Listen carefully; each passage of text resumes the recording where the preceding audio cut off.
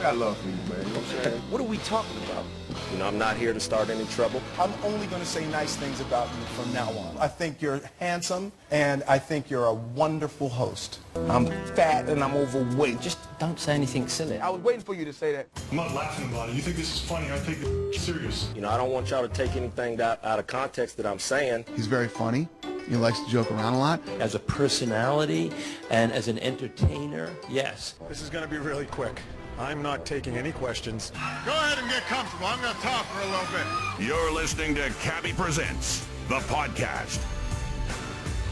Welcome, welcome, welcome to the My Guy Mondays podcast. I'm your host, Cabbie Richards, fresh off a week in Washington, D.C., which was very cool. Interviewed some of the Washington Wizards, did a sketch with Brooks Like and the Washington Capitals, a couple of nice cameos. And then I interviewed Nas, which I will get to that story momentarily. So the way this works is I have three of my friends come in and we tell stories and we talk about pop culture. This particular episode is heavy pop culture, a little thin on sports. I got my director, Randall Thorne, in. I got one of my best friends, Nigel in. I got one of my ghostwriters, Neil Scott, in. Let the conversations begin. It's his favorite day of the week, and these are his dues. Time now for My Guy Mondays.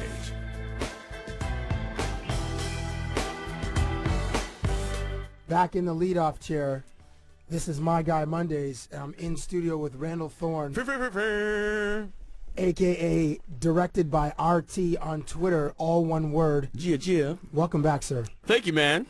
How were the Junos? So, the Junos, I kind of went off on a little rant on Twitter. So, yeah, but you were I read your Twitter feed. You were complimentary. I was complimentary of the people on the Junos. Yeah, the artists, etc. Yes, the Juno broadcast is decidedly, I think they've just made up their mind. They're just not trying to be for a young generation at all. They just don't care anymore. I just felt like there was nothing in the show that was for anybody under 35. Really? Guaranteed. Except for the first melody with like Classified, Serena Ryder, all those guys. Who do you think Arcade Fire appeals to? 35 plus, 30 plus. Well, their music is very cerebral. And yes, that it is. Video with the heads where they're like a new version. That's how I understood it. They're like a new version of themselves, like the celebrity, and like everything's bigger or whatever. Yeah. So yeah, maybe you're right. Listen, I'm not trying to say that there's no intellectuals who are younger than 30. I'm not trying to say that people under that age can't appreciate that stuff, for sure. But I just believe that the Junos, as their broadcast was just, they weren't trying to appeal to anybody. They had no young acts on there.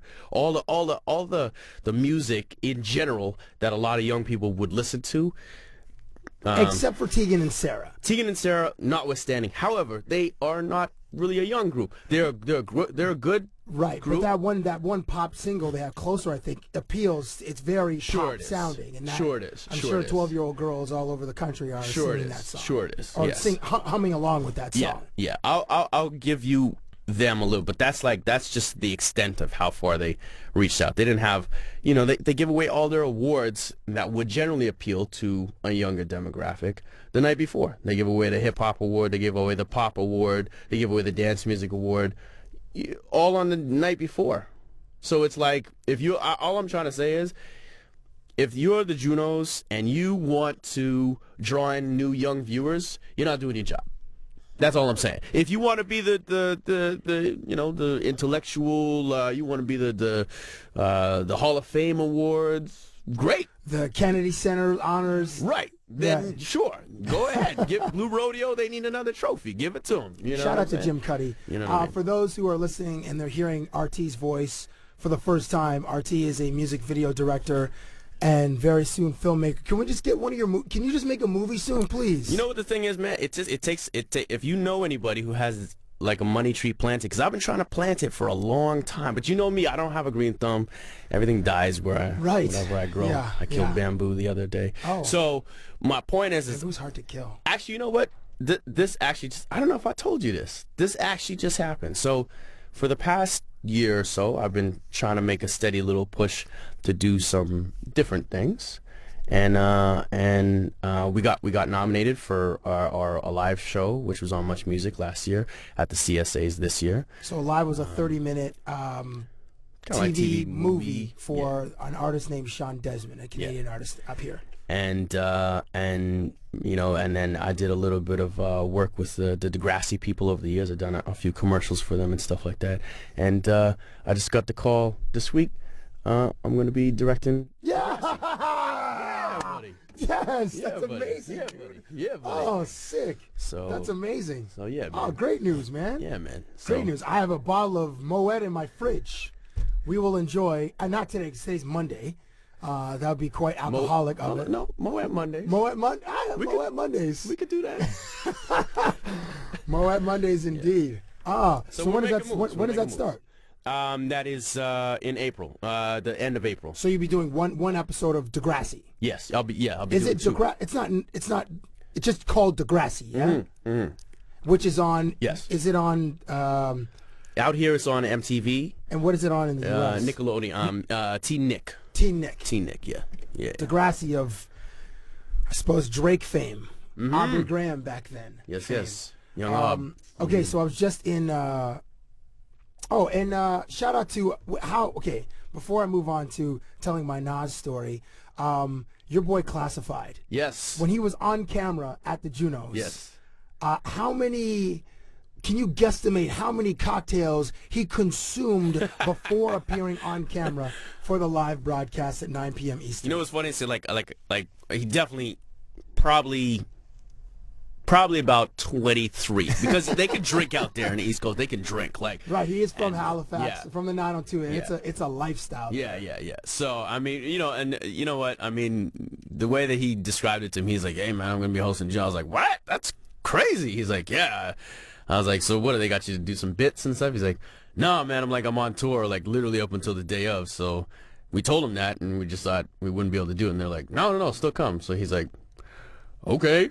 So he just showed up, probably inebriated, and then just read whatever was in front of him, and you know, did his thing. So. He wasn't sober. He wasn't definitely sober. not. It actually did miss some bits. I was and shout out to Greg Stokes, G Stokes, who's been doing these videos online for G Stokes? The Juno Awards. He's done, I don't know. I've watched maybe a dozen. He had maybe, I don't know, 4 or 5 dozen online. He was doing some behind the scenes stuff and some like they had like a Juno lounge. Anyway, I was Stokes and I had this conversation a little while ago, and I said one of my favorite Juno moments was, and for those people who don't know what the Junos are, I should have said this earlier. The Juno Awards are like the Canadian version of the Grammy Awards. The MMVAs, the Much Music Video Awards, are more like the MTV Awards or the American Music Awards. Yeah. So I guess that's really how they're trying to. I suppose when you weren't really that happy with how the Junos are trying to appeal to a younger demographic. Maybe they see themselves as the Grammy Awards, and then the MMVA's 1,000% appeals to a demo of like 12 to 24. Absolutely. Like without so maybe question. that's the big difference. But so my favorite Juno moment was the year that Drake hosted, which was weird that he hosted and he didn't win the didn't get hip-hop any award. awards. Yeah, which and is ridiculous. Just let me put it this way too. Classified hosted, and he didn't win the hip hop award either. So Classified hosted, he didn't win any awards. So basically, good if you luck host, getting Classified and Drake back onto Yes. The Junos. if you're a hip hop artist and they ask you to host the Junos, you're not winning. Yeah, don't Just expect a trophy by the end of the night. Yeah. So my favorite Juno moment was Drake did this sketch at this old folks home, and it was called Old Money or something like that, and it was That was great. funny. It was great. And on the same show, Justin Bieber did like a bit with Lloyd Robertson, who's like a famous Canadian broadcaster who's now retired. That was great. And so this Juno Award show didn't have any. It had one bit with these curlers, Jennifer Jones' team, and the Sheepdogs. And I watched like the full version online. The full version online was pretty good. They kind of did 2 curling jokes. Like they did one with the whoever the other I can't remember. I'm sorry, I can't remember the other host. Oh, Serena Ryder. No, Johnny. Johnny. Oh my gosh. The Johnny, Scottish fill dude. in the blank here. Yes. Yeah. My bad. But They did do too. Yeah. And I'll say this. I will say this. I kind of felt like they were pimping out our Olympic Women's curling team? Yeah, the champions, yeah. I was like, they're just pimping them. Like, they're putting them in everything. And this the skip is from Winnipeg. But here's my deal. Okay, so that's cool. That's great. But, like, and I Which tweeted, is where the Junos were. in Winnipeg, yeah. And I tweeted this afterwards, too. I said, hey, it's great that they're pimping out our Olympic medalists. That's great. That's great. But I hope they pimp them out next year and the year after when they really need support from the public, not in a games year. You see what I'm saying? Yeah. They don't really need the But games it's fresh, year though. The pimp Olympics right were now. in February. It's now like I'm April glad, 1st. yeah, celebrate or whatever. them. It's all good. But they're going to need money next year to continue their training. And I hope the Junos jumps them on there and gives them a little promo. Next year it's so they all can bump about up their endorsement deals. Next year it's all about the Canadian women's soccer team because it's the World Cup of Women's Soccer in 2015 in Canada. So it's all about Kaylin Kyle and Diana Matheson and Christine St. Clair. Then you know they're going to be those fine athletes. They're going to be presenting an award next year at for the sure. Junos. For sure. So shout out to G Stokes. I didn't realize you mentioned G Stokes. G Stokes is my first. He was my first video artist. right, I remember. And Yeah, we shot Rock the behind Block. Rock the Block, and you had like 3 scenes. Yeah. It was like Is that girls on versus YouTube? guys. Rock the Block. It might be on YouTube still. I don't know. Well, it wouldn't be unless you took it. Well, No, I wouldn't take it down. But Rock yeah. the Block, G Stokes. Shout out to G Stokes. Tell me about your tell me about your classified video, Higher, with B.O.B. Yes. And then the Rich Kid video, which is Yes. called what again? The Valley. The Valley. So you just put out 2 videos like last week. I wish I could tweet them, but Yeah. since I work for the leader, Yes. sometimes it's like There's some content. There's some content. Within right. There's some them content that that might be a little blue. Yes. For a little the bit. red logo. Yes. With the TSN letters. Well, in I it. mean, you talk about classified and B.O.B. Quite frankly, from Atlanta, 2 great guys. Both have an affinity for Mary Jane. yes, For Mary certain Jane. herbs and Yes. herbs and yes. scents? Yes, yes. They like to burn incense. And so they made a song. It's called Higher, and it's about their first love, and which her name is Mary, and her Mary. last name is Jane. correct. Yeah. Correct. So we did. We got together. And not we the did a chick little, from Spider-Man. True that. Is Yeah. that Mary Jane in Spider-Man? Yeah, Mary Jane Watson. Okay. Yeah. Thank you. So we did it. We did a video together. We shot it about 2 months ago and just sort of had it sitting and waiting to be dropped or whatever. And what we did is we pulled in like because the guys are talking about their love, they're talking about the same girl. I just went back to a vintage John Hughes movie called Weird Science, and I sort of The girl is so. I mean, paid I an remember when homage to Lisa. What was Steven Seagal's? She married Steven Seagal, the original actress in Weird Science. Oh yeah, Lisa something. Yeah. But I don't know where you found your actress. She is a 12. She's from Buffalo, man. She's from Buffalo? Yeah. Come on. Yeah. I got Stevie Johnson about her. Yeah, man. How did Buffalo? They don't make them like that in Buffalo, New York, dude. Trust Buffalo? me. When we found her, we're like, what are you doing why are you in Buffalo? How did you? What- Okay. Why would you be in Buffalo? So where did you shoot the? Where'd you shoot the video? In Halifax, or did you shoot it here in Toronto? We shot no. We shot it here in Toronto. B.O.B. flew down. B.O.B.'s a great dude, man. He flew down. Kelly LeBrock, not Lisa. Kelly LeBrock was the actress in Weird Science. Right. Yeah. So I mean, we shot it here in and around Toronto. And We then shot in where? the How did you get the studio. DeLorean? You know what? Because it started out being like, okay, we're gonna play homage to Weird Science, so I wanted it to be kind of 80s, but then Class and B.O.B. they're not 80s really. They're a little older. They're younger. They're Yeah. So I was like, all right, let's mix in some 90s. Which the DeLorean also is not 90s. It's Yeah, still very true. Yeah, totally 80s. But the point is, we started pulling in a bunch of different influences. So and then I was like, I need something for this performance scene, man. I need this thing to pop, and the DeLorean just popped into my head. I was like, man, this is Back to the Future. We're going Back to the Future. So I just pulled it in, and we made a couple of calls, and you know what? Surprisingly, there's a DeLorean society.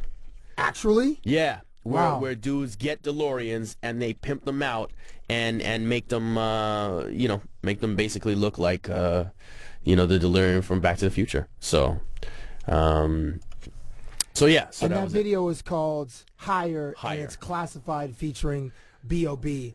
Tell me about Rich Kid the Valley. Rich Kid the Valley. So Rich Kid was also nominated last night for Best Hip Hop Recording. His is like the only sort of independent release out that was nominated, which is dope. So he just went down there, had a good time. He played me the whole album, man. Like, I've been trying to work with Rich Kid for a little bit. I've seen him coming up. He's definitely, for me, he's like the next kid out of Toronto coming up. And he's also a great producer. Produces for a lot of artists here in Toronto, Absolutely. which is like a new hot hub of talent. I mean, there's always been talent here, but it's like people in the United States and other places are recognizing and realizing, ooh, Toronto, north of the border, they got some talented people. Absolutely. Up I there, mean, well, up there. he actually was part of a contingent. They went down to the South by Southwest, just a couple of weeks ago. Oh, he's part of Boy Wonders. He was part of Boy Wonders group that won the Battle of the Beats down there. What was it called? They had a Kickstarter campaign. I donated $100. Yeah. So Boy Wonder, get my T-shirt, please. Give me an XL, Boy Wonder. Yeah. So yeah, Rich Kid was part of that contingent. He played me his whole album, in my opinion, and he's like, you know, what do you like here, man? And I immediately gravitated towards the Valley. I just thought it was haunting. It had a haunting kind of presence to it, and the drums were crazy on it, and I was like, I can do something with this, man, but I'm gonna come with something kind of out the box for you. And he was like, okay, cool. And I wrote this little odyssey about just the late night missions that sometimes we single men go on. Oh, yeah. You know what I'm saying? Yeah, So missions indeed. Yeah. And sometimes, like, we don't even know, they don't even start out as missions. They say, like, oh, okay, it's a simple A to B. Right. But then there are many stops to get, and then you end up at, like, G. Yes. But it's and it's like you never know where the night will take you. Exactly. And that was sort of the theme with the thing, is just like, let me just take these people on a journey. And you never know. Like, sometimes you texting somebody and she sounds cute, but you don't know truthfully, you don't know what you're getting into. So that's what the video is really about. So there's a and little bit of... it stars my man Jamil French from Degrassi fame. Oh, cool. He guest stars in it. He's one of the characters in it. So This has a little Eyes Wide Shut feel to it. absolutely inspired by Kubrick. I mean, when I heard the track had a haunting vibe to it, and I immediately, for some reason, thought of that moment in Eyes Wide Shut where Tom Cruise is wandering around in this mansion with all these women and people in masks and onto like a masquerade ball with like the Illuminati, etc. Yes. And that piano, doom doom doom. Yeah, just a creepy, eerie kind of vibe. So absolutely inspired by Kubrick, and yeah. So I was in Washington this week, and I got to interview Nas, and it was pretty amazing for me to interview Nas, because Nas is one of the greatest MCs ever. And he just did that performance, right, at the Kennedy Center, right? That's what I saw. Oh, okay. So I saw that on Friday night. So we were at the Kennedy Center, and he had the National Symphony Orchestra as his band.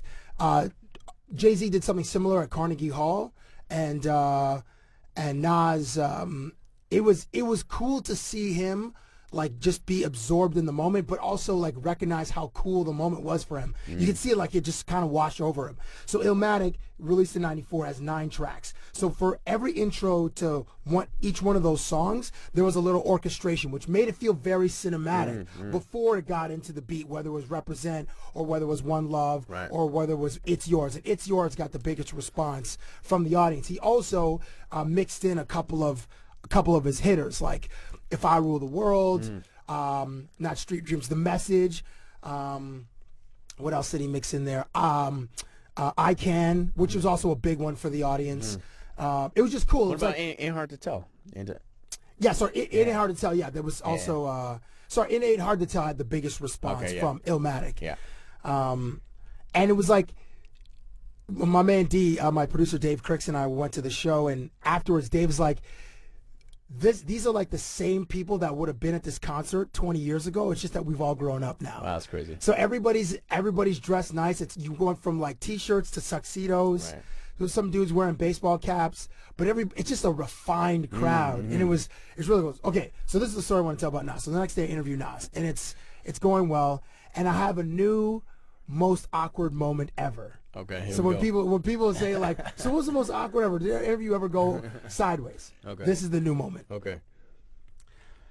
So I said, Nas, clear this up for me. I've seen you in both Yankees caps and Mets caps. Who's your team? And he said he's a Mets fan, but the Yankees cap doesn't really necessarily represent the Yankees.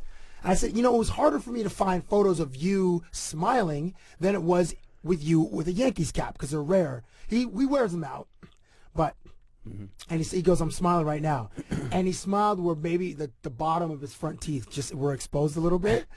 And I said, what would a cameraman have to say to you to get you to smile? And that's when he's like, I'm smiling right now. I'm like, I like the word titty. I like titties. And then he looks over and goes, I like titties too. yeah, and he just looks over at me. He's like, okay. And then, okay, so that, okay, this is what happened. He goes, okay. Like 7 seconds, I'm just bathing in embarrassment, and I stepped into the fire, and I'm just doing rotations like I'm Andy Dufresne at the end of Shawshank Redemption, and rain is falling down on him, washing over him. You're hoping rain is falling down. Yeah, I'm but just the fire's being just washed burning over you. with shame and embarrassment. Yeah. And I'm like, oh, all right, well, moving on. when I was preparing for the interview in the morning, like in the mirror when I was getting ready in my hotel, I was like, I'll just throw this little line at him and see if he reacts. Because like, how could you not react to the word titty? It's a great word. It's I mean, it's your absolutely a great nickname, word. Randall. Yeah. We call you Titty in our crew. Yeah, and for good reason. And I love titties, and Right, everybody should. Yes, everybody should because they're beautiful. They are. And God bless the women who have wonderful ones. Yes. So that's my my Nas experience. So that interview comes out the 20th anniversary of Illmatic, I believe, is April 15th. So that interview on SportsCenter will appear around April 15th. So it was. Other than that, it was super cool, and the coolest moment for him, the moments where he had a great reaction was I told him that Mike Tyson said that he's his favorite MC. That Nas is Mike Tyson's favorite MC. He was like, wow. It's like, Mike Tyson's one of my heroes. So that was cool. And then I said, you gave us Illmatic. You gave us Stillmatic. Right. Are you going to give us a third Matic? And he goes, oh, I'm not sure, blah, blah, blah. I'm like, all right, I have a couple titles for you. So I just threw out, Dave and I came up with this list of like titles with like, for instance, like Grant Hill-Matic, which he liked. He started laughing. Right. Thrill-Matic is like, I've heard that one before. Trill-Matic, someone else has done it. I'm like, what about like Dr. Phil-Matic or Belichick Bill-Matic? Those are DKs, and he reacted to those as well. So, Dr. Phil Maddox, that's pretty funny. do you think that Drake should respond to Jay-Z? Absolutely not. Without question, he should not. I don't think Jay-Z, that was a diss at all. Jay-Z He didn't. name checks him though. He name checks him and chin checks him. G checks him. He's like, excuse me, Mr. Drizzy. I got you. Okay, I so got you, it's but Drizzy literally called Hove out in the interview in the Rolling Stone, yes. magazine with Philip Seymour Hoffman on the cover. Yes, he literally said, it seems like every time Hove spits something now, he has to talk about art. Yeah, every four bars is an art reference. So he literally said that, and which is fine. That's the whole Magna Carta album is how much expensive art. I'm going to tell the world how much expensive art I own. Yes, so for 11 tracks. Yes. So that's fine. You can have an opinion. He actually had an opinion in a magazine. He didn't put it in a verse. He put it in a magazine. He's like, oh, this is just what I feel. You know what I'm saying? Quite frankly, in that interview, he kind of is throwing a couple little opinions out about people. So that's fine for him to have an opinion. Jay-Z decides to kind of say something about it, but he doesn't really say anything bad about Drizzy at all. He just goes, excuse me, I own it. Yeah. So I'm going to talk about what I want to talk about, which is fine. You know what I'm saying? I think that's fine. But he didn't say like, Drizzy, you don't own anything, or you're faking it, or he didn't say anything. The next line, he kind of implies it. So for those who don't understand what we're talking about, a week ago, a freestyle came out with Jay-Z and Jay Electronica, which Jay-Z's so smart because Jay Electronica has been off the radar for like a year and a half. And he had so much buzz and then never put out an album. Yeah. So Jay-Z jumping on this freestyle with Jay Electronica reminds us that Jay Electronica is out there and he still has to put out an album. Yeah. And Jay Electronica is his artist. Yeah. So Smart man, Jay-Z, Drake jumped on a song called "We Made It," a freestyle, which was Soulja Boy's freestyle, which was also known as Trophies, right? Yes. No. Trophies is different. Yeah, Trophies. Sorry, Yeah. We Made It. Yeah. So then Jay-Z and Jay Electronica jump on this remix that Drake did, and they put their own verses to it, and then Jay-Z drops this reference about Drake in it. Both guys are very smart. Both Jay-Z and Drake are very smart, and they're both very calculated. But Drake is very, very. If Drake didn't respond to Kendrick, then I guess he won't respond to Hove. Although Hove is the top of the mountain, and Kendrick is one of Drake's contemporaries. Like they're on the same level. Maybe Drake thinks they're on the same level because maybe not in album sales, but as far as like a status in the hip hop game. Who you saying? Kendrick and Drake, I think, are the same. I don't know about that. No? Okay, you think Drake is higher? Yeah. Okay, that's also fair. That's also fair. Yeah. I mean. So like Drake. I don't think he should. I'm just saying. I don't think he should either. I don't think he will actually. I don't think he will, and I don't think he should. And I think a lot of the talk about it being a diss is like stretching. Like I don't really think that Jay-Z dissed him at all.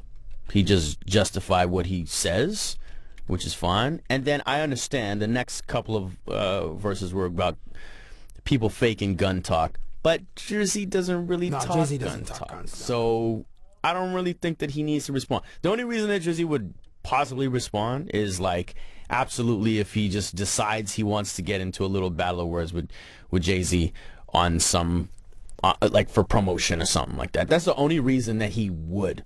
But Jay-Z's a smart dude. I don't think that he didn't respond to Common. He didn't respond to Kendrick. He probably won't respond to Jay-Z. Jay-Z said in this rhyme, "Sorry, Mr. Drizzy, for so much art talk. Silly me rapping about that I really bought. While these rappers rap about guns they ain't shot, and a bunch of other silly that they ain't got." That's it. And you know what? There's a lot of I see here like there's a lot of blogs that have put in that he said Mrs. Drizzy, yes. which he did not. He did not. If you listen to the verse, he says Mr. Drizzy. Yeah. So, people are trying to start something. The internet's, the blogosphere is trying to ignite this beef that until Drake responds, then it's not a beef. It's not a beef. That's it. Girls. I love It's him. over. I love him. Oh. Season 3. Oh. HBO. Right. We'd spoken a few times about this season, which was not good. No. Not good. The first season was awesome. Second season was cool because that was like the emergence of Adam, who's like my favorite character on the show. Lena Dunham's show. But this season was all about Lena Dunham and Hannah, who's like the most obnoxious person, most obnoxious, self-absorbed. She's just wearing thin. She is. She's wearing like, like if the first season was like, it was like a revelation. I was like, wow, this is some strong writing, strong characters. You don't get to see this point of view from women. That are like 20-somethings. Yeah. Yeah. You know what I'm saying? And and it's bold. It's a bold show. Like just like sex scenes, raw sex scenes, and I was like, this is bold. And then the second season's like you start, like you said, you get to see Adam emerge and stuff like that. The third season, it feels like, year 2.5 to 3 in a relationship that you're not sure you want to be with that girl. Yeah. It's like you're kind of like, oh man, like she's calling again. All right. Screening calls. Hey, you're looking at your text message conversation. There's like 4 or 5 bubbles of her bubbles, and there's no response from you. And then you know what I mean? Like, hey, babe, what are you doing? With the dudes, we're just like I told you, we're just having a drink. My big problem of season 3 was there's nobody to root for except for Adam. You kind of root for Adam. Maybe it's because I'm a male. It's probably because I'm a male and I see the male perspective. But like none of the women in the show, the 4 main characters, were really that interesting anymore. Marnie was just meandering in nothingness and trying maybe to like start her musical career. Shoshana was like a caricature of this stressed out, anxious student in graduate school. She was a much more developed character in the first couple of seasons. Yeah, the Brit was just in rehab and just falling back off the wagon or whatever. And then Hannah was like struggling to maintain some artistic integrity, I guess, as a writer. But what happened to her ebook? The editor died, and then where does that storyline go? And then she gets a job at GQ. And then she's just really selfish and annoying. Yeah. Like, why would Adam want to stay with someone like that? Yeah, it started grating on me. Yeah. And it became a little tedious, and I just felt that, like, and then, like, the season ender wasn't bad. Yeah. It was probably the best episode of the whole season, I thought. That, or when they go to the house, they go to like that little cottage. Oh yeah, that was a good one. Yeah, that was a good one. But I don't know, man. It's like the show was more consistent over the first season. Second season had a little falters too, and then this season was like really, I don't know, just dragged for a long time. And I only watched it because I was like, I started watching this, I'm going to make it through the end of the season. That's, you know what I'm saying? Yeah. You just got to see it through. And, like, I like that Hannah's character is going to, now looks like she's going to go to, I don't know, spoiler alert, now looks like she's going to go to graduate school. That's interesting that she's trying to now follow. It took her a while to find her, like, have courage to find her artistic thing. So now she's following through with it. I think that's interesting. But it just took too long for me to get there. And the other characters are still pretty underdeveloped. Like, Shoshana is just, I don't even understand that character right now. Me either. She's a joke. She just wants Ray back now because she found out that he crushed Marnie. And a dude that looks like Ray, and if he crushed Marnie, a dude that looks like Ray, he should lock Marnie in a room. Like, it's like Chris Rock once said, there, when he found out that Jermaine Dupri was dating Janet Jackson, like, they're selling Bentleys for $4. Anyone could get one. Lastly, your Toronto Raptors. Yeah, man. Playoff bound. Yeah, man. Clinch the playoffs. Yeah, man. Listen, everybody wrote these guys off, man. You know what I'm saying? It was tank for Wiggins for like the first 20 games, 30 games of the season. You know what I mean? Especially when the trade happened, everybody was just like, well, it's a wrap. Yeah, Rudy Gay gets sent to Sacramento for Patrick Patterson and Patrick Payne. Who else? Oh, Chuck Hayes and John Salmons came over as well. I'm trying to remember. Yeah. But yeah, man, and Patterson's out, and he's a great addition to the bench, and he's just amazing. I can't wait for him to come back. But yo, man, rugged Raps, man, they put the work in. Although the past couple of games they haven't been very defensive oriented, but they put the work in. They really worked the defense, and DeRozan, man, double D. Can't go wrong with double D's. Cannot go wrong with double D's. So pour out a little something for double D's. You know what I mean? And my man Mike Lowry. Kyle Lowry. When I met Kyle Lowry for the first time, I'm doing this interview with this Papa Shot thing. Just in the middle of it, I'm like, Mike Lowry. I'm like, I'm sorry, man. I'm like, everybody says that to you, right? He's like, yeah. Yeah. And that movie came out in 95. Yeah. So for over 15 years, right, people have been saying Kyle Lowry, Mike Lowry. Like over 20 years, people have been saying Mike Lowry. Was he annoyed by it though? He's like, he was. He's like, But it was like halfway through it. Like, it wasn't right at the beginning, which most people probably say that to him upon meeting him or whatever in the first 30 seconds. Right. Kyle Lowry, love that dude. Yeah. Hopefully Toronto can hang on to him because his trade value is huge. Tremendous. He's going to get a fat deal. Tremendous. Directed by RT on Twitter. Same on Instagram? Same on Instagram. Directed by RT. Will you post? You're a director. You make beautiful visuals. Post more on your Instagram feed. feed. My thing, man. I like to make sure my Instagram is like, it's stuff that I really think that people should see. I don't just take pictures of my shoes. My shoes dirty, or look at his cheeseburger. Oh, that's me. You know what I'm saying? That's me. Yeah, food porn. Yeah, food porn indeed. Thank you for stopping by. Yeah, man. We'll get you on this soon. All right. It's his favorite day. What could make Cabbie feel this way? My guy. Talking about my guy. Mondays.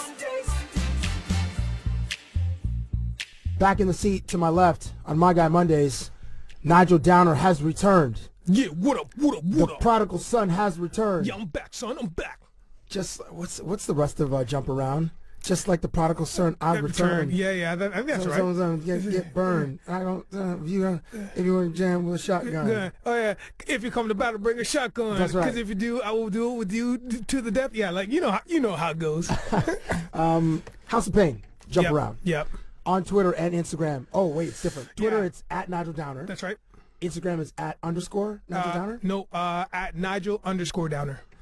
At Nigel _ Downer. Instagram, but Twitter, it's at Nigel Downer. Yes, sir. So on my way here, I stopped in at Fresh.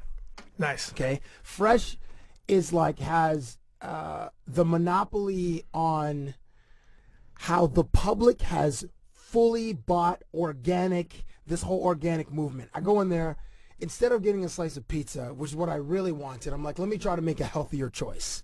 So I walk into Fresh, which for those people outside of Toronto, it's like a vegetarian restaurant. Everything is veggie, everything's organic, fresh, all that stuff. But like hyper vegetarian though, like hyper vegetarian. Yeah, man. it's like they pull the stuff out of the earth and just send it right there. Yeah, like they don't wash anything. No, it just goes right there, including the staff. Yeah, including the staff. Yeah, they have like hemp.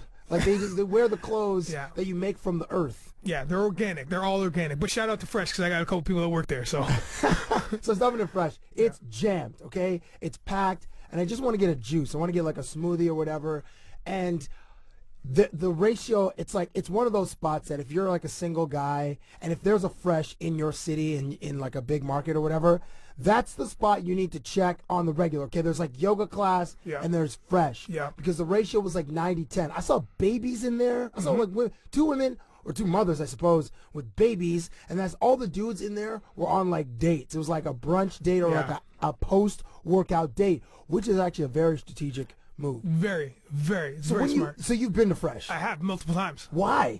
Look, okay, I'm going to give you the deal. Fresh is the place you go to if you feel really guilty about your life. Right. Especially about your eating habits, or especially if you want to go to the gym. You go to the gym, you want to eat something nice. You know what I mean? Like, half the time we're going to go to the gym, then we'll go, hey, guys, you guys want to go get wings or whatever, right? Yeah. But you want to go get yourself some Fresh, man. You put something nice in your system, make yourself feel rejuvenated, and, you don't feel guilty spending $20.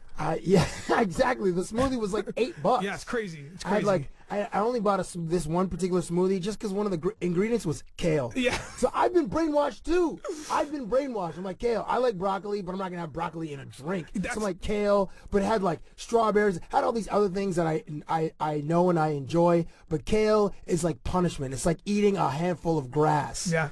So I'm like, oh man. And that's where they get you. They get you on the things that you know that you won't buy yourself, that you won't actively go out and pursue. There's no way. Like kale? Are you kidding me?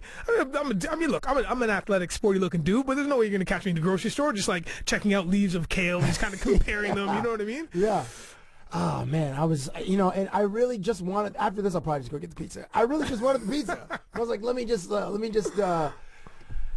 make a smarter choice. And I had to like go on, not a rant, but I had to like, I don't know, they've got it. They've cornered the market. Fresh and all these veggie spots that have sprung up in the last, no pun intended, sprung up in the last like 2 years. You guys are, hey, it's smart business because there's so many people, certainly in like big metropolitan areas where people try to have like healthier lifestyles, be outdoors, all this sort of thing. They're cornering it, man. I want to buy, we gotta like, get in on one. Yeah, 100%. But they're good though, man. Like they're delicious. Like I remember when I was working at the main stage of Second City, we used to after we had rehearsals all day, so we'd finish around like 6, but we started at like 12 in the afternoon.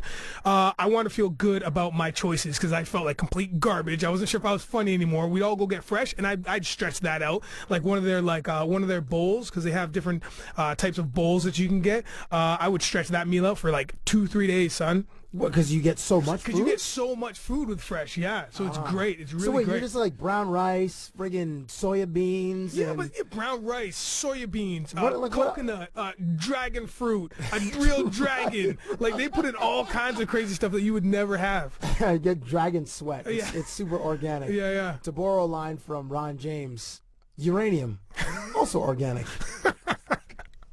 So speaking of uranium, so you're like my resident comic expert. I have 2 friends who are huge comic book guys, you and Ari, and this, I guess starting next week, is like the first of the slate of summer comic book movies. So we're only going to talk about the comic book blockbusters, not like the other ones. Yeah.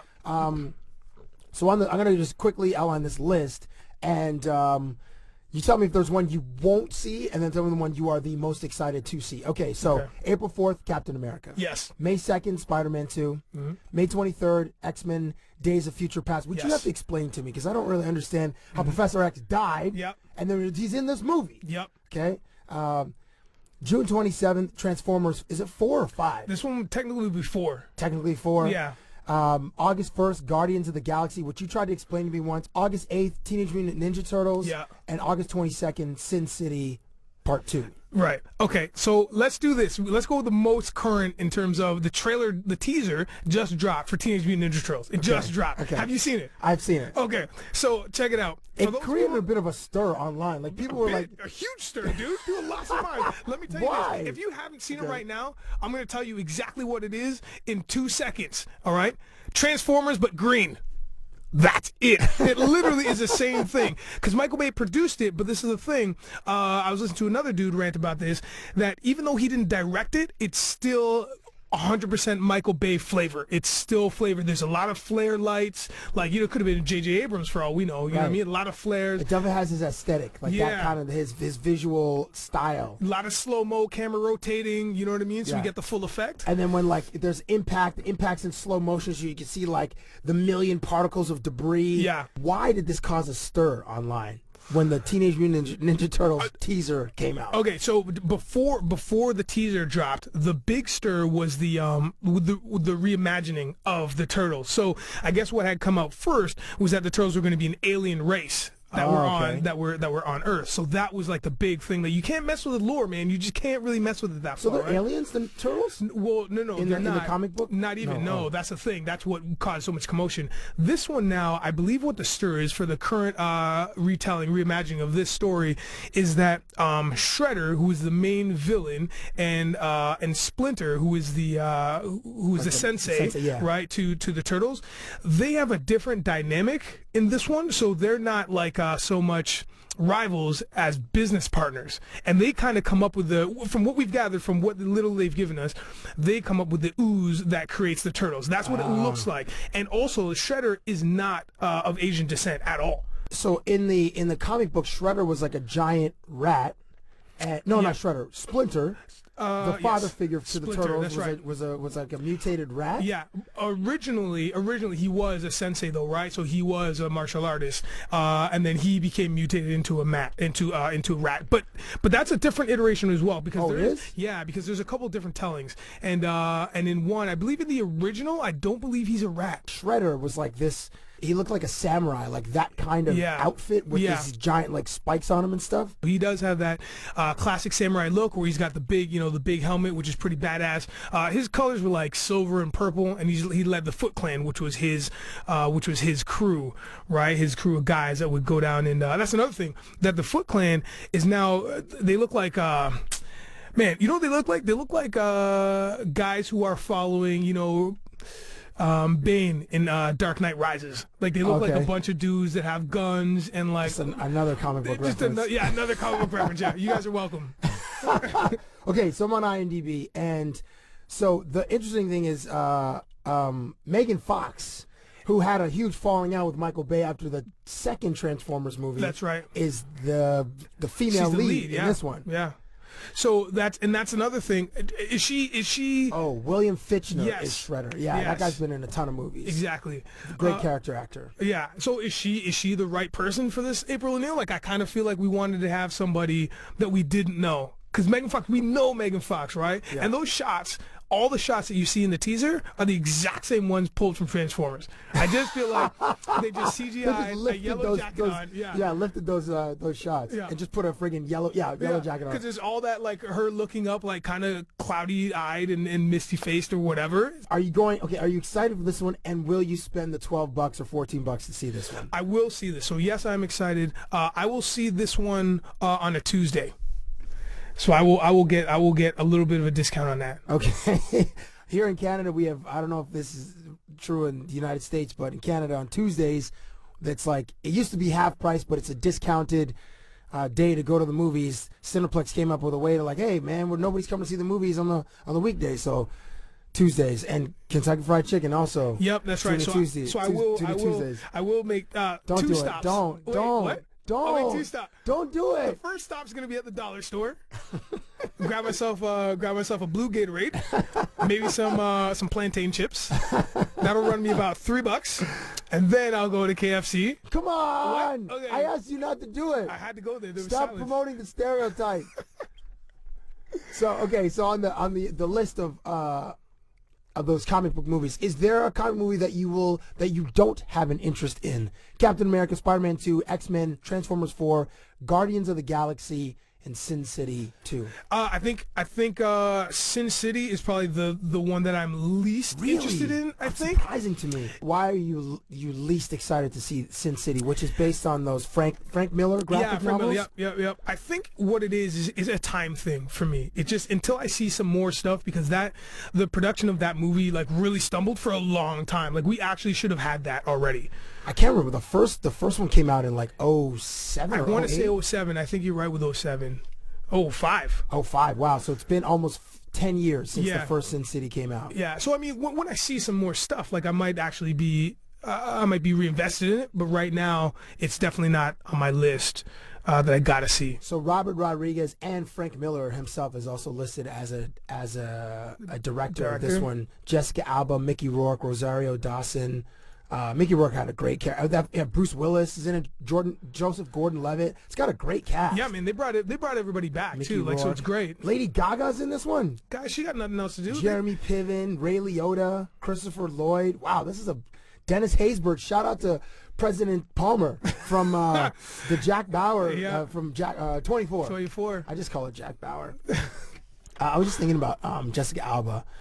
Because I was on the way over, I was thinking about Captain America and how Captain America is like a lot cooler, like just based on the trailers. He looks cool and like the villain looks cool. I don't remember this particular comic being cool. And then I thought of the actor. I think it's Chris Evans. Yeah. And then how Chris Evans got a second chance in the movies because he was in the Fantastic Four movies. That's right, he was Johnny Storm. Which were terrible. Horrible. And Jessica Alba is probably the worst actress of her generation. Yeah. I know she's beautiful, but as an actor, like, is there like one movie that you can think of that like, you know what, she was not bad, to even give her a not bad in. It might be Sin City. Because Sin City was such a dope movie. And she wasn't I think she played the stripper in that one. Yeah. And she wasn't that bad.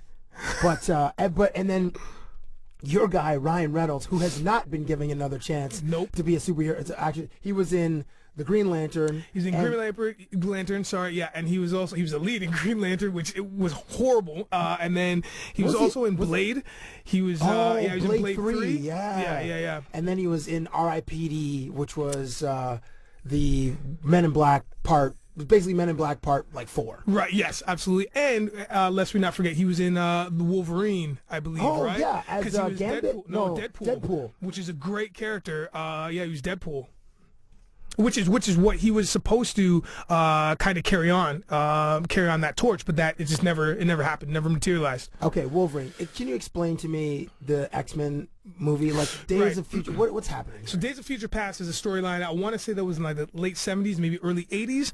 In a nutshell, what happens is our future is pretty post-apocalyptic. All right.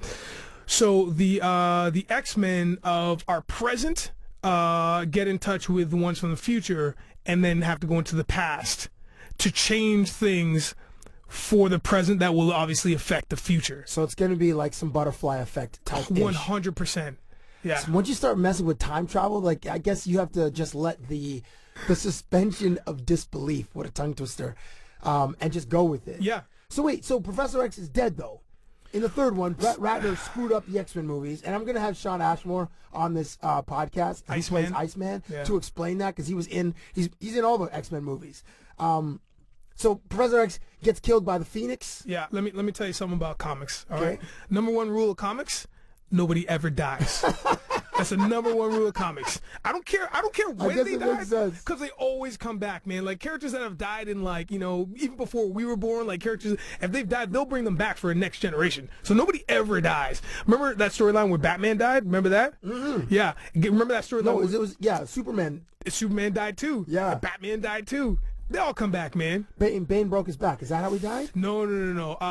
Batman died. I believe it was one of the lantern. I think it was in a Lantern story. Oh. But I could definitely be wrong on that. But regardless, he dies. The story's called. Yeah, he dies. Spider-Man 2. That's the one that I'm not really on board with. Okay. To believe it or not, I feel like I like the Amazing Spider-Man. I like the first one. I was like, this is all right. Like the reboot. Sorry, the reboot. Yeah, the Amazing Spider-Man. It was all right. I feel like this one might suffer from the same thing that Sam Raimi's did, Spider-Man 3, when you have too many villains, man. Like in this trailer the current trailer that we have now for the Amazing Spider-Man 2. You have the Rhino, you have a new Green Goblin, and you have Electro. All right. Wait, who's Rhino? Which one's that one? Paul Giamatti. Paul Giamatti's in it? Yeah. Okay. What's his power? The Rhino. So the Rhino has super strength, right? So he has impenetrable skin, but it's not his actual skin. It's like he wears this suit. Kind of like Juggernaut. Yeah. Exactly. Definitely a Juggernaut feel. But I didn't even know Paul Giamatti was in this. Okay, so there's 3 villains. Yeah, that's ridiculous. Like, what is 1 versus 3? Like that just doesn't work in the powers of the universe. Now, unless it's Michael Jordan versus the Milwaukee Bucks. Oh, jeez. Like even Michael Jordan, like right now, could take on 3 of the Milwaukee Bucks and win, or even the Lakers. Yeah. No, that's very true. So Spider-Man 2, and so of that list, what's the movie that you're the most excited to see of the comic book movies this summer? I'll go with Captain America. Really? Yeah, I'm pretty stoked to see that. And who's the villain in X-Men. that one? That gentleman's name is the Winter Soldier, which is the subtitle of the movie. Isn't that what Captain America is? Isn't he the Winter Soldier? Captain America is not the Winter Soldier. No. What was this? Didn't the first one take place in the winter time? Yeah, during the war. Yeah. Oh, the villain in the first one was the guy with the red face. Skull. Red Skull. That's right. And that was Hugo Weaving, right? That's right. The who's classic. a brilliant actor. Yeah, amazing.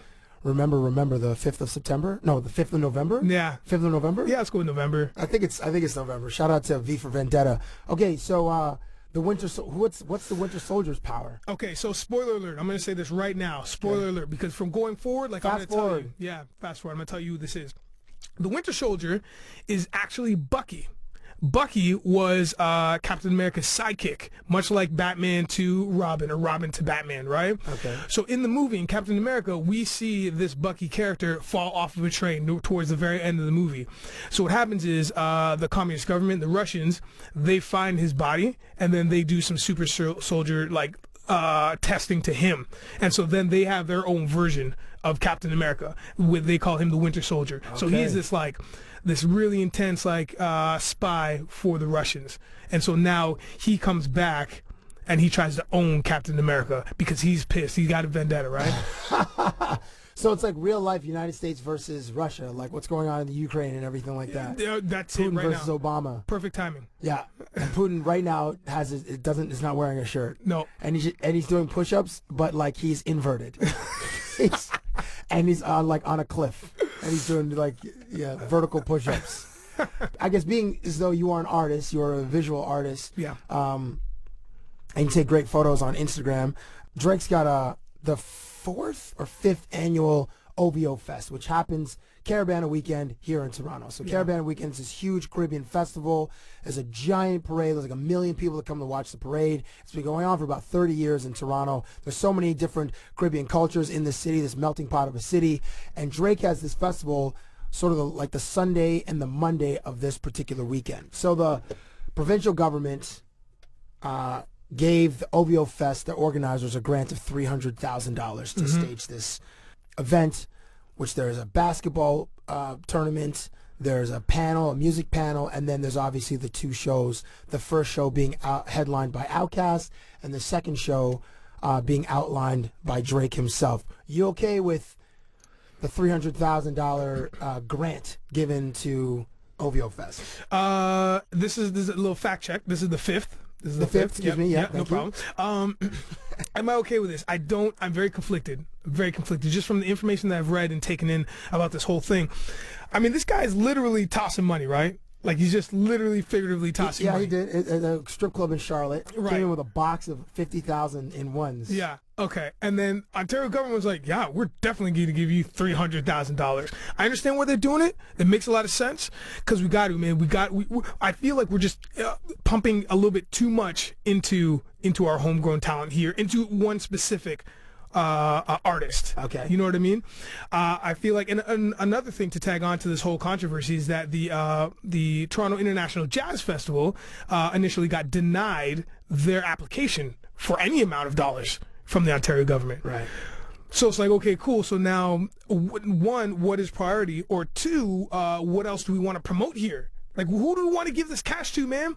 Like, there's a lot of cool things happening in these smaller hoods that Toronto wants to support. OVO comes in, and Drake has got just blast the city with like all these artists that people want to see, and every year it gets bigger and bigger and bigger.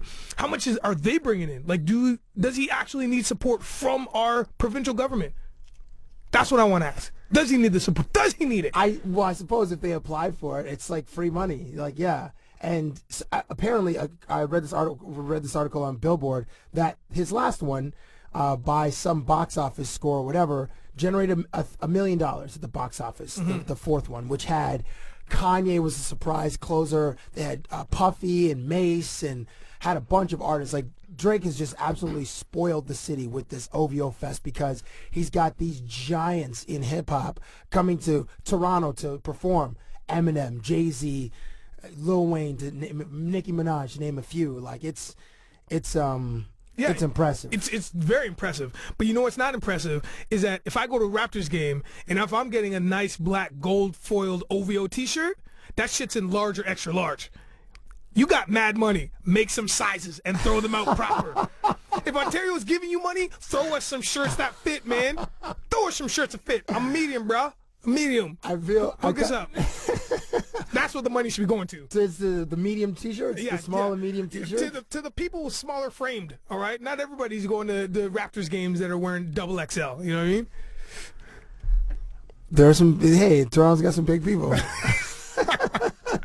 I kind of feel like Drake gets a little bit of a bad rap in this way because he's super successful. Yeah. And he does make millions of dollars. Like, it's rare that an artist pays for their own concert. True. Like, they pay for the venue, but like the actual staging and the crew and all that kind of stuff, that's usually, that's some kind of deal with the venue where maybe the artist will get a certain percentage of the ticket sales, and then they'll sell all the merch, those T-shirts that you talked about, and that's where the artist will make a lot of their money. So I kind of feel like he's getting a little bit of a bad rap in that way, and $300,000 would probably go to fly some of these people in. Like, Outkast is the headliner. Yeah, for day one, yeah. And it's not like Andre and Sir Lucius Leftfoot are going to be taking a bus here. They're not going to jump on a Greyhound for $79 and drive up from Atlanta. Them brothers need to be put on a private jet. It's going to be awesome. Have you gone to one yet? No, I haven't. I've been to one. I've been itching to go, man. This one is. I remember last year I didn't go, and I was so dumb. We had an opportunity to go, and then we both just didn't cash in on it, which was idiotic. Because then we followed it on Twitter, like complete morons, and I would say every 30 to 45 minutes was like, oh my God, so and so is here, and people just losing their minds. Absolutely. And so me and Cab are just texting each other back and forth, like, cool. So we made a great choice. Yeah, this is awesome. Just sitting on our respective couches, just following this on our friggin' phones, and not like absorbing the greatness that was on that particular stage at the Molson Amphitheater. Yeah. I'm gonna try to go this year. Last year, I know we were talking, you and I, and actually RT as well, that like Drake had to like, it was Andre's because Andre 3000 was sort of, he kind of vanished from the public eye. He was doing the Jimi Hendrix movie, and he wasn't making any music, and he's one of those artist that has this mystique about him because he's so talented, one of the top 5 greatest lyricists on so many different lists, but then like he stayed out of the public eye, so it built his mystique, and we're like, he's got to get Andre 3000. I think, like, I don't know how Drake tops it, and he spoiled us, but if for the 6th one he either has to bring out Lauryn Hill. He has to like get the Fugees back, Yep. or get like Tribe Called Quest back. I don't know which one would be bigger. I think Lauryn Hill might be bigger, but I think one of those two, because then he's already had Jay-Z on stage, already had Eminem on stage, already had Kanye on stage. It's like, who's left? I would love if he was to bring back like some vintage, like some real old school troops, like you said, like having Tribe back. That would be amazing. That would be huge. But you know, if he brought them back, then I'm like, you know, you bring back everybody. When I say everybody, you bring back like leaders of the new school. You know what I mean? Like you bring back those cats. You know what I mean? Just have a giant posse cut on stage. Just do the scenario remix, and it's like a third. It's like the, you know, 45-minute session of just like, you know what I mean? Yeah. Like, dude, like give us, start giving us like eras of hip hoppers, man. Like, you know, let's hit that like late 80s or early 90s when we know and we loved hip hop, and hip hop was so ingrained and instilled in us, and it was a way of life. Now, I'm not saying it was my way of life, because I'm not gonna try like, you know, and act like I'm that guy, but I'm gonna say that was music that I enjoyed, and from what we garnered from it, what we took back from it, it was amazing. It was amazing time for hip hop. Nigel Downer, thank you for stopping by. Oh man, always a pleasure. Thank you. Always a pleasure having you on Twitter. Once again, it's at Nigel Downer, and then on Instagram, it's at Nigel_Downer. Takes the best pictures out there. Well, I don't know about the best. I take some okay ones. Hey, but listeners, if you guys have an idea, if there's something you want me to shoot, I'm gonna say it here first. Okay. Hit me up on Twitter or hit me up on Instagram. Let me know, because I'm always looking for new ways to be inspired and things that I want to shoot. So you never know. Maybe I'll take you up on that. Word. It's his favorite day. What could make Cabbie feel this way? My guy, my guy, my guy. Talking about my guy. Mondays. He makes his return to My Guy Mondays. My good friend Neil Scott. On Twitter, it's the Neil Scott. Yes, sir. I don't know why I'm always like questioning it's the Neil Scott, but the Neil Scott. Welcome back. Thank you, sir. How are you? I'm excellent. Where's the plane? No idea. Isn't that crazy? Where's We're the on plane? planes a lot too. Yeah. I don't know, man. There's some bad stuff out there. I've learned a lot of stuff about planes. Like a lot of stuff, not about planes, about that ocean. It's apparently one of the ocean it's in has like a, I don't want to say toilet bowl effect, but there's a circular thing that debris actually gets stuck in and caught, and they thought it was in there. Really? Yeah. So it's like a quicksand in the ocean. Yeah. Like quicksand, and it's like a what like a tornado looks like. Yeah. What, like funneling down into the, I don't know, the deep recesses of the Yeah. ocean floor and into the earth itself.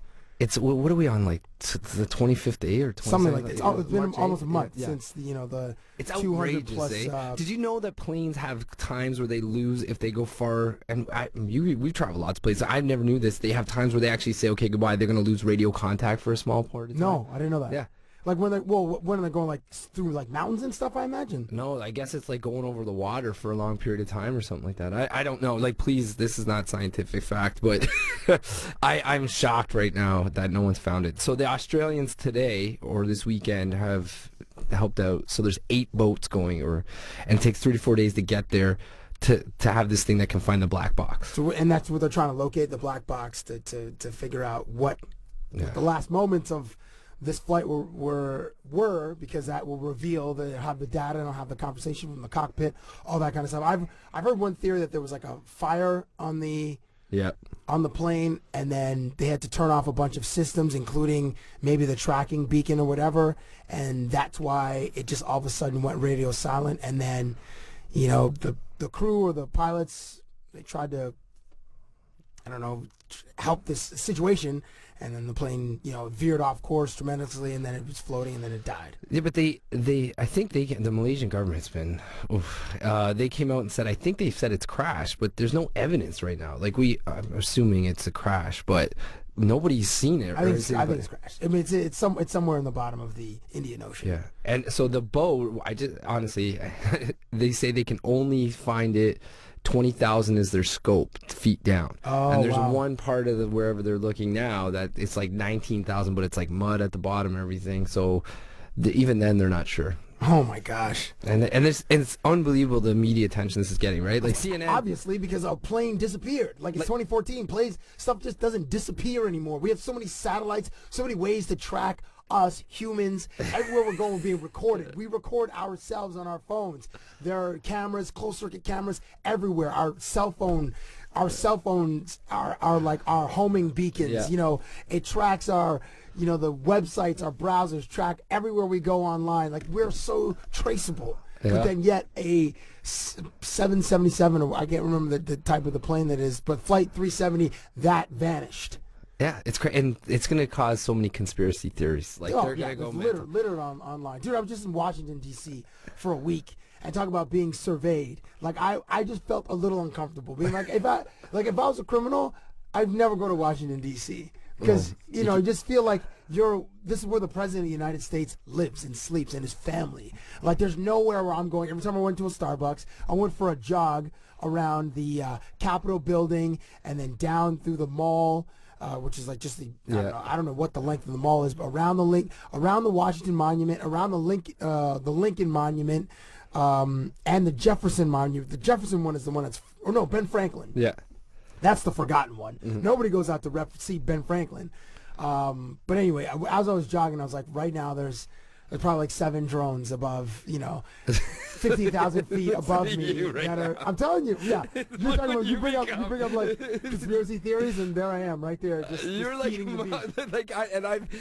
I don't know if anyone knows, but I am hearing this for the first time, and I'm concerned of what you're saying to me, because I'm like, where's this coming from? It's like it's just coming from a certain uneasy feeling, just walking around there. Like, and the end of the run, I was staying at the W just down the street from the White House. End of the run, I'm running past the White House with this long stretch. There's multiple police cars. I felt safe, but I felt like I was being recorded. Yes. Well, like the White House, when you see it for the first time, because we've seen it so many times on TV, movies, whatever, you see it the first time, it's actually a little bit like breathtaking still. Yeah. Because it's different, right? But there is so many things. You could never even get to that house.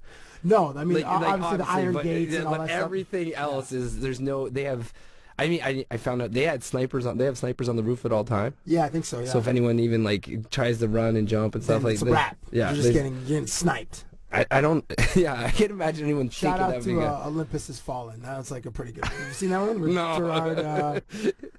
Gerard Butler. It's pretty good actually. It's like a decent. Did you see it in the theater?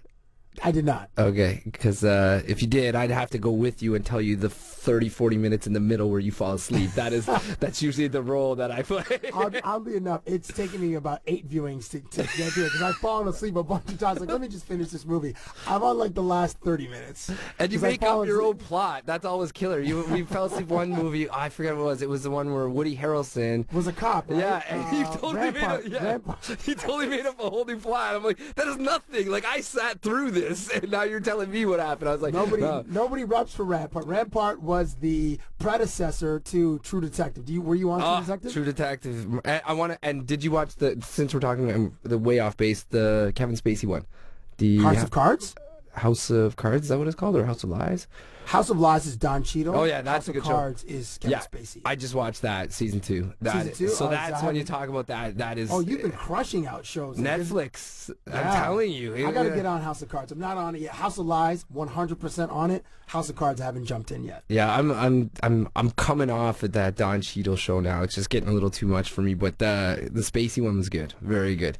Very good. I haven't seen any new movies. I haven't seen the one with the Wolf of Wall Street. I haven't seen that. Dude, I'm about to go buy it on Blu-ray, son. I just want to own that. Really? Yeah. People still buying stuff like. I don't know if people still buy Blu-ray. I do just to have like a little bit of a library at my place, and if ever I'm feeling a particular mood, I'm like, I'll just throw something on, which doesn't happen that often because I'm usually just on my computer. Yeah. And I'm just looking for new videos and just reading the websites that I read, etc. It seems like a longer process because I haven't since the Insanity videos had to put in a DVD into a machine. Like it's just I'm so lazy now. Like I'm like unbelievable. I'm like, oh, the converter for Netflix is over there. It's like a foot away.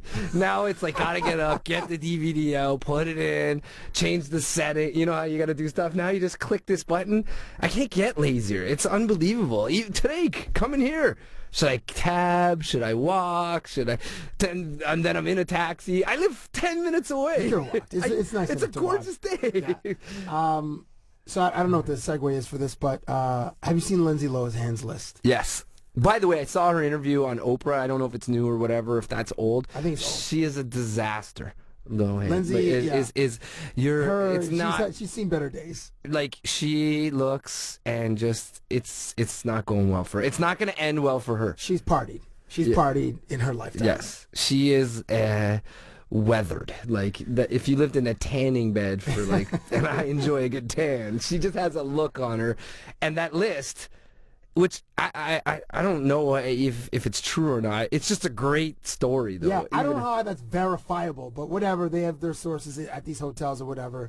But I think, you know what? You know who's like totally under the radar for a dude that probably just lit up Hollywood, who has now been exposed on that list? Not that he's anonymous, because he's certainly not. He's a big movie star, but he's kind of fallen out of our public eye a bit, which is Colin Farrell. Yes, and Colin I love that Farrell too. had the huge announcement, like it was Tigerland was the first movie that he was in, and then I think he did a movie with Al Pacino. You love the movie he did with Tom Cruise. You're like Tom Cruise's biggest fan. I am huge. Not Minority Report. Which one was it? Minority Report. So he was in that. Yeah. That was he was in the massive phone Tom booth. Cruise fan. Yeah, because Tom Cruise will give you everything. He will work for that fee. Like, if he's getting paid $20 million, he is going to run every single take for a good 600 meters full sprint, and he's going to do all his own takes, so you see so there's going to be no CGI on his face. He works for the audience, man. Granted, he doesn't have a lot of range, but he works for the audience. He I will used go to see have range. Edge of Tomorrow, the new one, yeah, with Emily Blunt, absolutely, where it's like Groundhog Day. It's like the sci-fi Groundhog Day. They wake up, they die, and then she's like trying to instill little pieces of nuggets, like remember this tomorrow, or like Memento. Yeah, it's like that. I'm all. And Tom Cruise, if it was like Memento, would actually get real tattoos. You're saying? Well, I don't know about that. I'm telling you right now, I used to be a big Tom Cruise, but I watch him now and I'm like, oh, this is awful. You love him. They're making Top Gun 2. Are they really? I'll give you that though. If that comes on and you say, okay, you got to be here for this, I'm gonna have to text you, be late. Like Top Gun is a movie. Is when you'll stop on TV if you're browsing through, and if that's on, you'll stop and watch it. Beverly Hills Cop got me this weekend. I still get on that, and I'm like, Tom Cruise and Top Gun gets me every time. The music, because the music for Top Gun is the same guy, I think Kenny Loggins, that did it for Beverly Hills Cop 2. Which is also another like amazing movie, man. Like Top Gun 2 is yeah,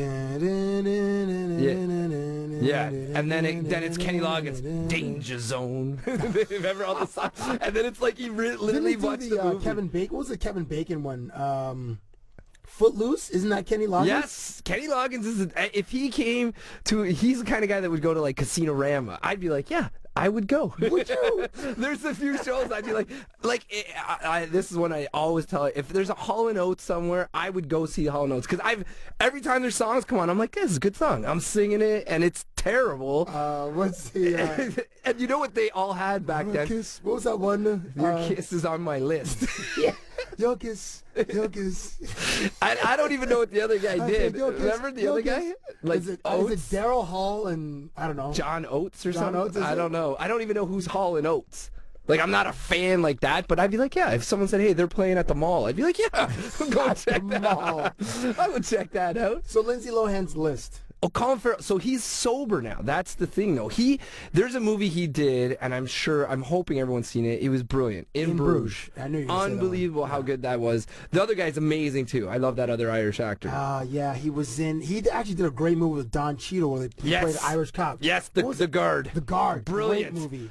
He's out there swimming. Man. Yeah. I forget his name. Something Gleason. Yes, it is Gleason. I actually think he was the other guy in Braveheart, his best friend. I keep thinking that, and I'm Scottish, and that's a huge thing for me. I think he's the other guy, the big guy, Hamish. Okay, so I think it is. But anyways, he's in it. Anyways, Colin Farrell has been sober now. So that's why I don't think we hear about him with all these girls. Colin Farrell probably has, like, if Colin Farrell did a list, he is probably just decimated Hollywood from like 98 to like 03 or 04. Like, he's up there with Leo. What is it? DiCaprio's posse, they used to call those guys. It was him. They had a name? Yeah, it's P Posse, and you can guess what the P was. Okay, yeah. I think that's what it was. And his buddy that's in Gatsby, that's his running mate. and so's the guy from Entourage. Kevin Connolly they're is tight. Leo's dude, and talking about Toby Maguire. Yeah, they're like, that's how he got him in Gatsby. I like that little guy though, Toby Maguire. They're like, he's like tiny, but I like him as an actor too. I mean, Gatsby wasn't that great, but I enjoyed it. Also on the list, Heath Ledger, God rest his soul. Yeah. James Franco, no surprise. Adam Levine, good on ya.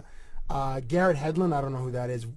Wilder Valderrama, who was also another absolute wolf in Hollywood. That dude got in with like a lot of young starlets, like Mila Kunis, who was, I think, was also on that '70s show. That show, because that's what he does, and then I don't even know what he does now. I'm not sure what he does now. But he was with her when Lindsay was coming up. She was hot. She was hot. Zac Efron, good for you. Justin Timberlake, gone. Joaquin Phoenix, Lucas Haas. She couldn't have, like, the writing's too nice. Like, she couldn't have wrote that. It doesn't.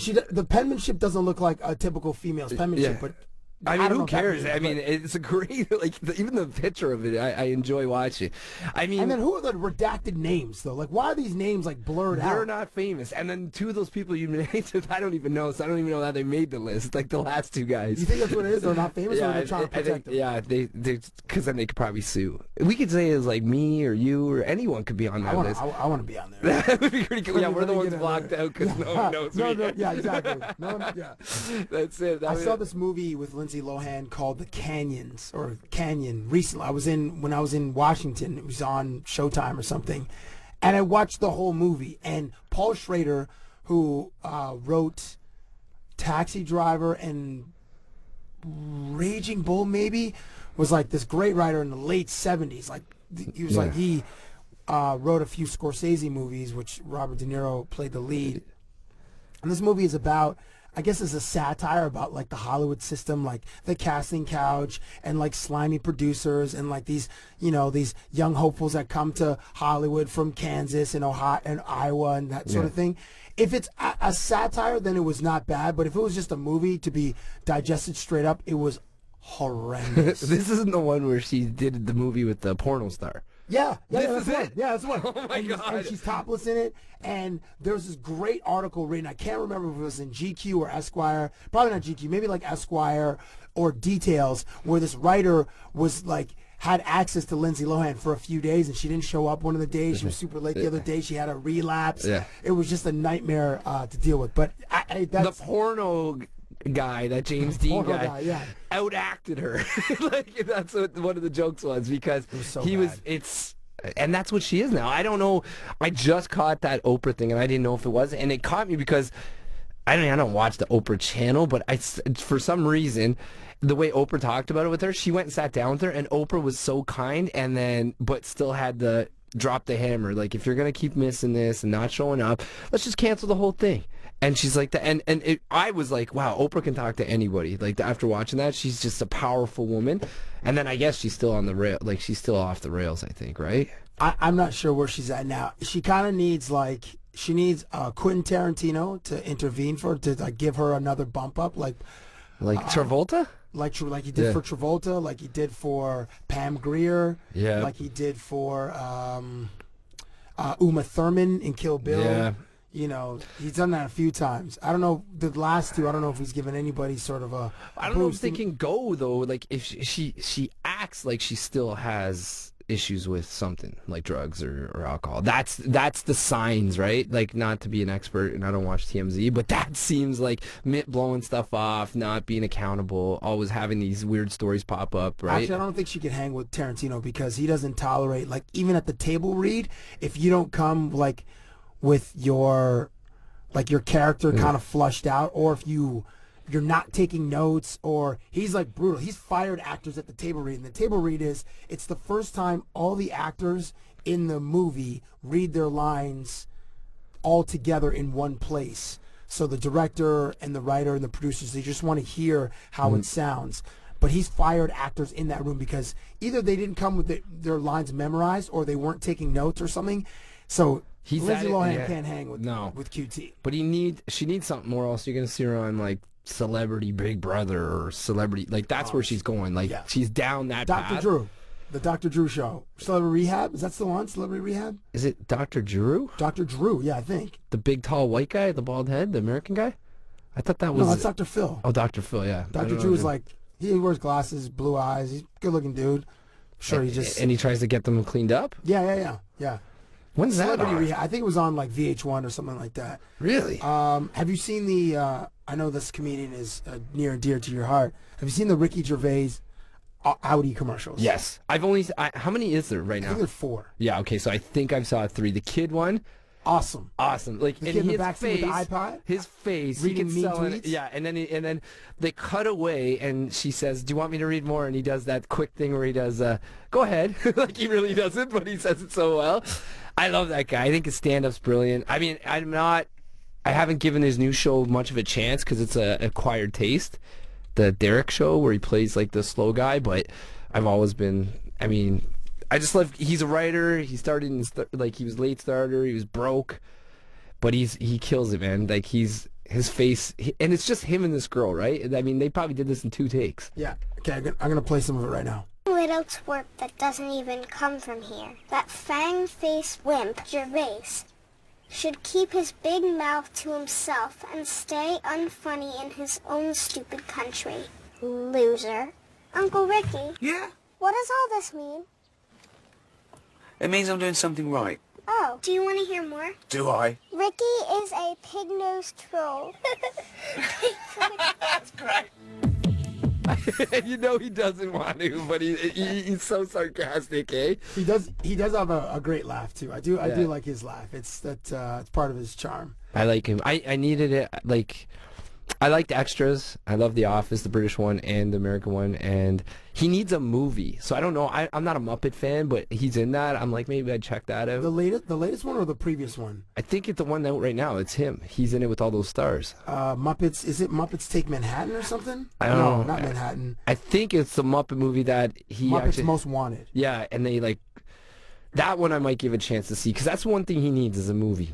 But he's had movies like he's been the star of movies before, but again, he's kind of an acquired taste. Yeah, and his stand-up, I mean, the one I saw and I was telling you about, like, he starts off in the first 20 minutes, I'm like, it is ruthless. He does a bit on cancer kids and how he raises so much money if he ever gets sick. He's coming in there and taking the machines out for him. He has his neighbor's autistic kid that never left the house, so he goes over and he's like, he's gonna take him out of the house. He's a big star, and the mom's all sad, and he tells the mom he's taking him to the zoo, and as soon as they get around the corner, he takes him to the casino because he's like Rain Man. And it's like unbelievable. How old is that one? I think I saw it like 3-4 years ago, so I know he has new stuff. But even his outtakes of when he was making the show for the little person. Oh, with the dude from Willow. Yeah, and Liam Neeson, like that bit he wrote in like 20 minutes or whatever. He did that. It was killer. Those outtakes and stuff like that. Remember the one he did? Liam Neeson wants to be a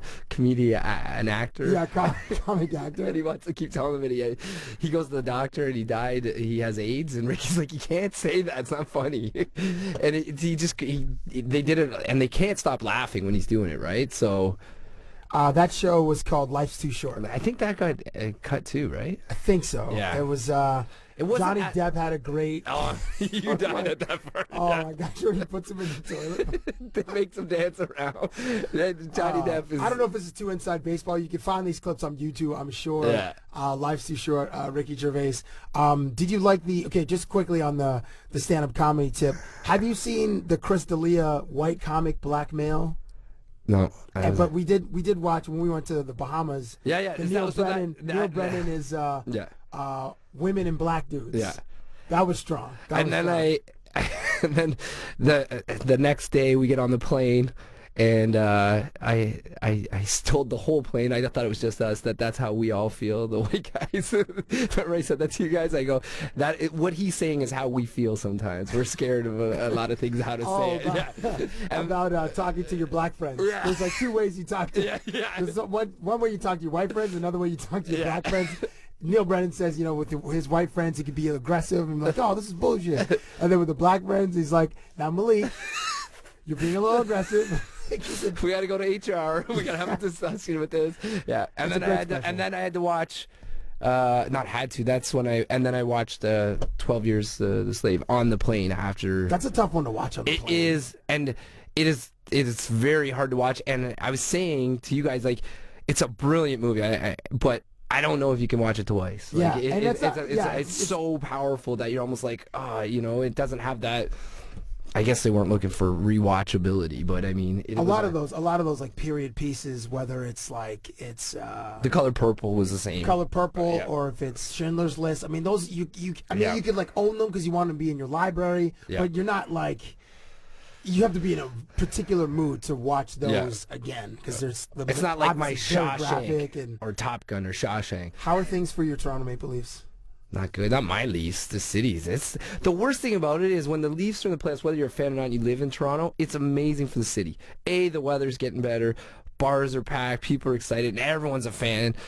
And right now it is awful because it's not only are they probably out. There's still 6 more games of this I think to watch, and they were third 2 weeks ago. Yeah. They went to LA, came back, and lost 8, and they're not even. Didn't they win in LA? They won one of those. LA 2. They beat Anaheim in LA, and they shouldn't have beat probably both because those teams are awesome. But they come back, and I was joking with you in the NHL, and I'm no expert. It's near impossible to lose that many games straight without one of them going overtime or shootout because everyone seems to have those games where you get a point or you win in a shootout.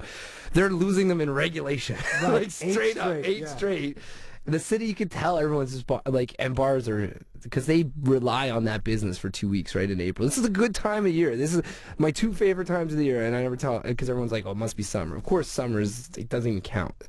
It's the spring, because they have the Masters coming up, the Jays start, and the playoffs. That's usually a good time. Weather's getting nice. And then I enjoy fall, because football starts and the soccer picks up for me. And right. I ride with the summer. Just ride with the summer and March, because the March Madness tournament is phenomenal.